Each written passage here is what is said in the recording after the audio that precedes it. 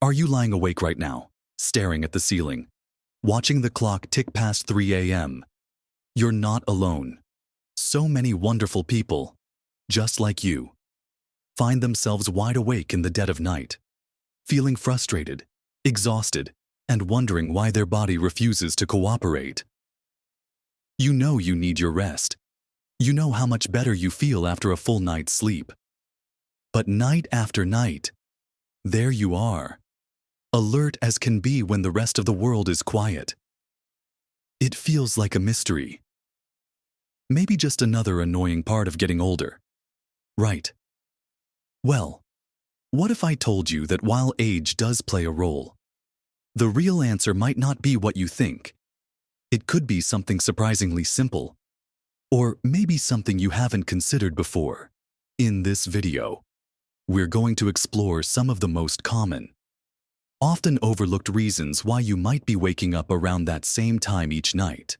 And more importantly, simple, practical things you can do about it. These aren't complicated fixes. They're just about understanding your body and making small, gentle adjustments. Stick with me until the very end, because the last point we discuss could be the most surprising and truly help you find your way back to consistent, refreshing sleep. So, let's dive right into the heart of the matter. Why might you be waking up night after night, perhaps like clockwork around 3 a.m., one of the most significant factors, and one that's often dismissed with a shrug as just getting older, relates to your body's internal clock and its natural rhythm. Think of your body as having a master clock located deep within your brain. This clock, called the circadian rhythm, regulates many processes, including your sleep-wake cycle. It's influenced heavily by light. As we age, this internal clock can sometimes shift slightly. We might naturally become earlier to bed and earlier to rise, or our sleep structure changes, meaning we spend less time in the deepest, most restorative stages of sleep and more time in lighter stages. This makes us more susceptible to waking up during the night. Compounding this is a natural decline in the production of melatonin, a hormone that helps signal to your brain that it's time to sleep. Our bodies simply produce less of it as the years go by. This isn't a problem we can just magic away. But understanding it is the first step. It means that while waking up might be easier for our bodies than it used to be, we can work with our body's rhythm instead of fighting against it. One powerful way to support your body's changing rhythm is by paying attention to light. Getting exposure to natural sunlight, especially in the morning soon after you wake up, is like telling that internal clock, okay, time to be awake and alert. Even 15 to 30 minutes of morning light can make a big difference in regulating your cycle. It helps reinforce the signal for wakefulness during the day, which in turn helps strengthen the signal for sleepiness at night. On the flip side, in the evening, as it gets closer to bedtime, reducing your exposure to bright lights, especially the blue light emitted from screens like phones, tablets, and computers, is crucial. This blue light can be like a jolt of caffeine for your brain, suppressing melatonin production and making it harder to fall asleep and stay asleep. Simple steps like dimming the lights in your home, using warmer-toned bulbs, or putting away screens an hour or two before bed can signal to your body that the day is ending and it's time to wind down. It's about creating a clear distinction between daytime activity and nighttime rest for your internal clock. Another big piece of the puzzle, one that might seem obvious but is often overlooked in its impact on nighttime waking, is what and when you eat and drink in the hours leading up to bedtime. Have you ever had a late dinner and then felt uncomfortable or had indigestion when you lay down? Or maybe had a glass of wine that seemed relaxing at the time, but you woke up feeling restless a few hours later? The timing and type of food and drink you consume can significantly affect your sleep continuity. Eating a heavy meal too close to bedtime means your digestive system is working hard when it should be winding down. This can lead to discomfort, heartburn, or just general restlessness that pulls you out of sleep. Aiming to finish your last meal at least 2 or 3 hours before you plan to go to bed gives your body time to process everything. It's not about going to bed hungry, but about avoiding putting your system under strain. Similarly, what you drink matters immensely. While a warm, non-caffeinated herbal tea can be soothing, other beverages can be disruptive. Caffeine, found in coffee, tea, chocolate, and some sodas, is a stimulant, and its effects can linger for many hours. Having caffeine even in the late afternoon can impact your ability to stay asleep through the night. And then there's alcohol. Many people think a nightcap helps them fall asleep, and it might make you feel drowsy initially. However, as your body processes the alcohol later in the night, it actually disrupts your sleep cycle, often leading to lighter sleep and increased awakenings, frequently around that 3 a.m. mark. And finally, simply drinking too much liquid close to bedtime, even water, can lead to needing bathroom trips during the night, which, once you're awake, can make it hard to get back to sleep. Trying to front-load your fluid intake earlier in the day and tapering off in the evening can make a real difference in reducing those middle-of-the-night bathroom visits. It's about being mindful of these small habits and how they can accumulate to impact your precious sleep. Now, let's move on to another critical area that might be keeping you awake when you long to be sleeping soundly. Building on the idea of creating the right conditions for sleep, let's talk about your bedroom environment itself. You might not think about it much, but the space where you sleep plays a huge role in the quality and continuity of your rest. Is your bedroom truly a haven for sleep? Even small amounts of light can be enough to disturb your sleep, especially in the lighter stages that we tend to spend more time in as we get older.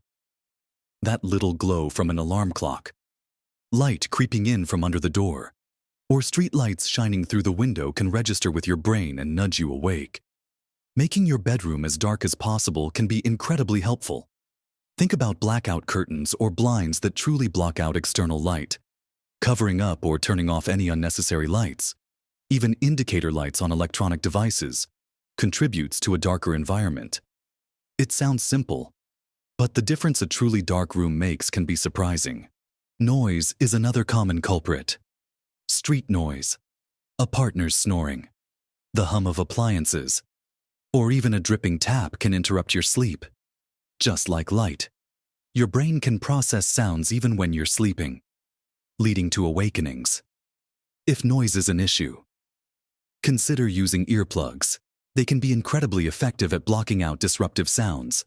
Another option is using a white noise machine or a fan to create a consistent, soothing background sound that can mask sudden noises. The key is to make the noise environment predictable and calming, rather than jarring or distracting. And then there's temperature. Is your bedroom too hot, too cold, or just right? Most sleep experts agree that a slightly cooler room is better for sleep.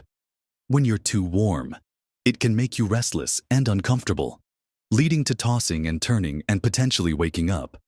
Finding the ideal temperature for you might take a little experimentation, but generally, somewhere between 60 and 67 degrees Fahrenheit, around 15-19 degrees Celsius, is recommended for optimal sleep.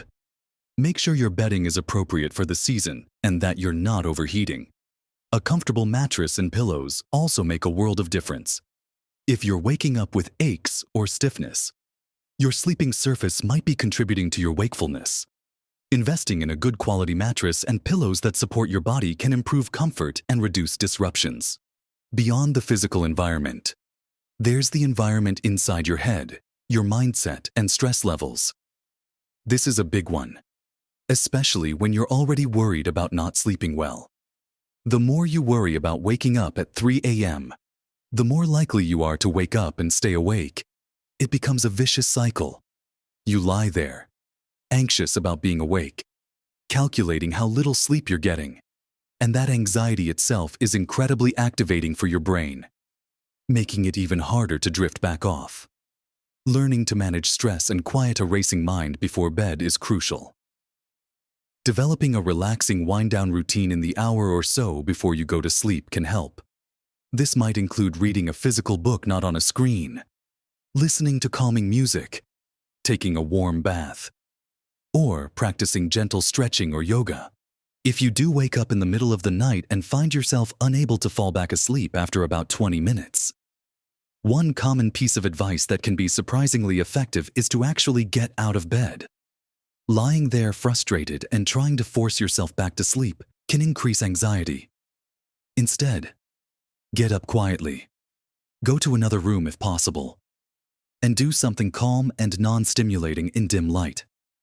Read a boring book. Listen to quiet music. Or do some gentle breathing exercises.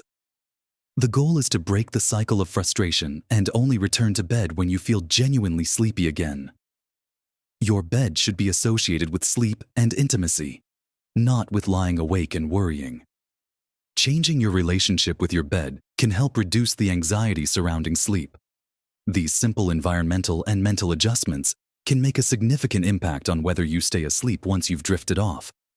Now, let's consider a couple more factors that might be contributing to those early morning awakenings. All right, we've talked about the light, the food and drink, your bedroom, and your mindset. Now let's consider how you spend your day and some less obvious factors. Firstly, your level of physical activity during the day plays a much bigger role in nighttime sleep than many people realize. Engaging in regular physical activity, even moderate exercise like walking, can significantly improve sleep quality and help you sleep more deeply.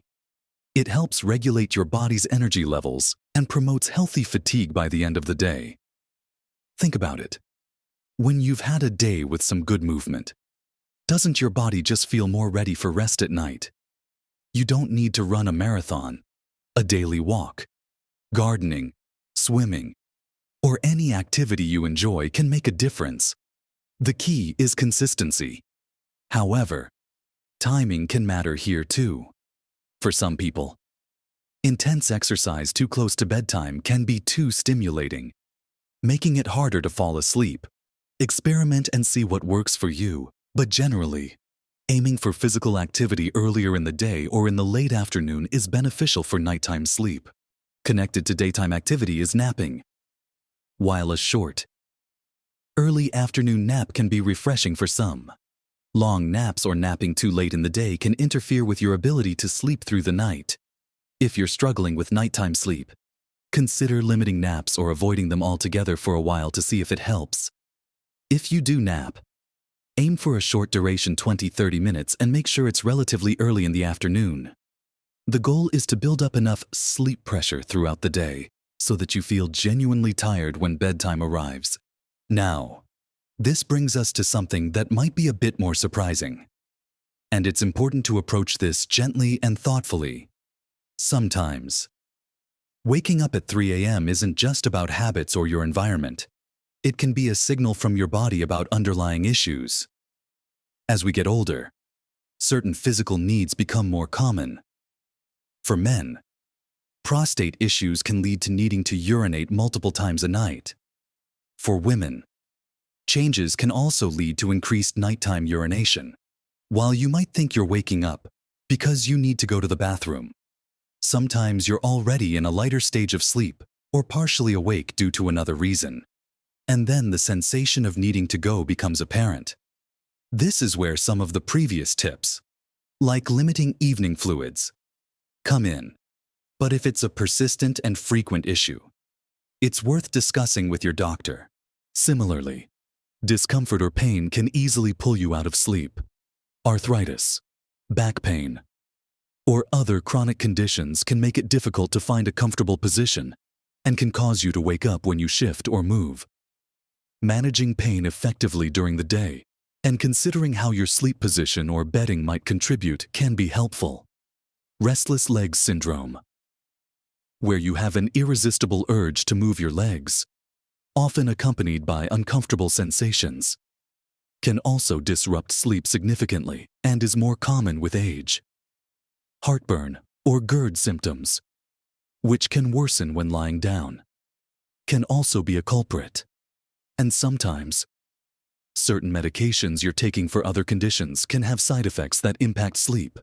This is not to alarm you, but rather to highlight that if you've tried adjusting your habits and environment and are still consistently waking up and struggling to get back to sleep, it might be beneficial to talk to your doctor. They can help rule out or address any underlying medical conditions or review your medications to see if they might be contributing to your sleep troubles. Keeping a simple sleep diary for a week or two before your appointment can be incredibly helpful. Jotting down when you went to bed, when you woke up, including nighttime awakenings, what you ate or drank in the evening, when you exercised, and any medications you took can provide valuable clues for you and your doctor. Sometimes, the shocking answer isn't a single big thing, but a combination of these factors, or perhaps an underlying physical issue you haven't fully explored. So, thinking about everything we've discussed today, it's clear that waking up at 3 a.m. isn't just a fact of life that comes with getting older. It's often a complex interplay of changes in our body's natural rhythms, our daily habits, our evening routines, and sometimes subtle signals about our health that we might overlook. We've talked about the power of morning light to regulate your internal clock and the importance of dimming things down in the evening. We looked at how late meals or that evening drink can interrupt your sleep later on, and how simply limiting fluids before bed can reduce nighttime trips to the bathroom. We explored making your bedroom a true sanctuary, dark, quiet, and comfortable, and how managing anxiety about sleep itself is key. We also considered how adding some gentle movement to your day can help you sleep more deeply, and how avoiding late naps preserves your sleep drive for the night. And finally, we touched on the importance of considering whether an underlying physical issue, discomfort, or even a medication might be playing a role, and how talking to your doctor and keeping a simple sleep diary can provide clarity. Remember, improving your sleep isn't about being perfect overnight. It's about making small, gradual changes and finding what works best for your unique body and lifestyle. Maybe start with one thing, like making your bedroom darker or being mindful of what you drink after dinner. Give it a week or two and see if you notice a difference. If that helps, try adding another suggestion. Be patient and be kind to yourself through this process. You are not failing. You are learning how to better support your body's needs as you move through different stages of life. Finding restful sleep is so important for your energy levels, your mood, your memory, and your overall well-being. It truly impacts every part of your life. Which of these potential reasons resonated most with you? Have you already tried any of these tips? Or is there one you feel ready to try starting tonight? I'd love to hear your thoughts and experiences. Sharing what works for you in the comments below can also help others in our community who are dealing with the same thing. If you found this video helpful, if it gave you some new ideas or a fresh perspective, please give it a thumbs up. That simple click helps YouTube show this video to more people who might be struggling with their sleep. And if you want more practical tips, gentle guidance, and encouraging information to help you live your happiest, healthiest life at every age, make sure you subscribe to the channel and hit that notification bell so you don't miss future videos. Thank you so much for watching and for spending this time with me. Here's to many nights of deep, restful sleep and to embracing every day with energy and joy. Live your best life at every age.